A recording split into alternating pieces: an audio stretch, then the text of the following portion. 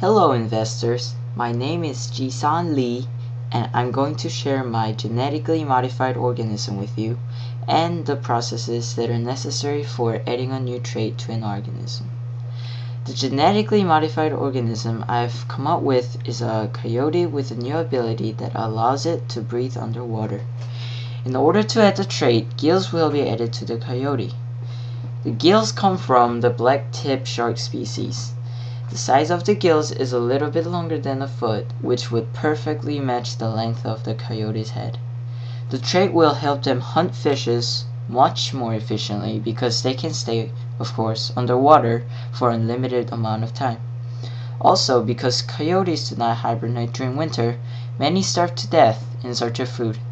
However, with their new trait, they can sit tight close to a body of water to hunt fishes and survive through winters. Before we go in depth about the processes of adding a new trait to an organism, you must know that it is just adding a sequence of amino acids.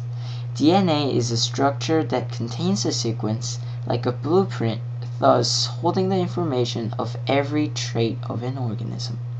For example, eye color, hair color, gills, you name it. The amazing fact is that every single cell of an organism carries the same sequence of amino acids. If you have a brown pupil, then 100 trillion cells of your body all carry the same DNA that encodes for your pupil color. The main procedure of adding a new trait happens through a process called central dogma. It is a very complicated process, so I will simplify it for you. It starts with DNA replication, so that when the cells divide, all cells have the same amount of DNA. Then, transcription occurs. The information in the DNA is copied onto mRNA inside the nucleus. mRNA, also called messenger RNA, is one of RNA molecules that transport genetic information. Then, in a process called translation, mRNA leaves the nucleus of a cell and attaches to a ribosome.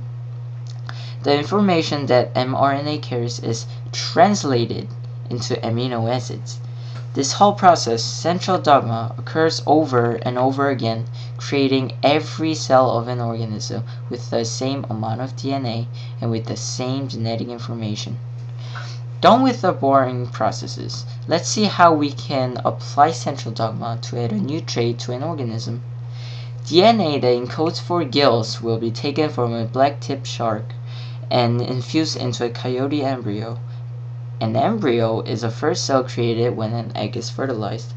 Biotechnology plays a significant role here, allowing us to collect certain part of DNA and infusing it into an embryo, which is only 1 to 5 nanometers of diameter. The embryo will go through central dogma thousands of times until it becomes the genetically modified coyote. However, it's not sure that the trait will be passed on to the next offspring because some factors interfere the process of inheritance. A process called meiosis is involved with inheritance. Meiosis occurs to create haploid cells which affect the trait of the parent offsprings.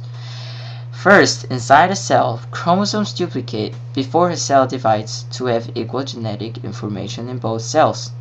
After the cell divides, meiosis II occurs, duplicating each cell into 2 cells, each containing 23 chromosomes.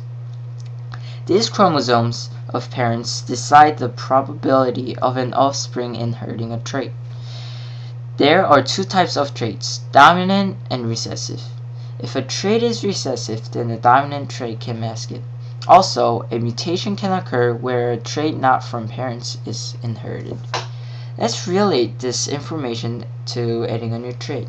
If the trait of presence of the gill is recessive, then a dominant gene can mask it, not inheriting the trait.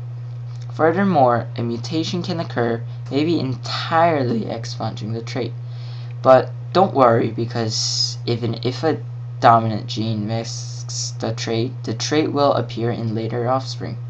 Also, such mutations rarely occur, so rest assured. Thank you for your time and attention.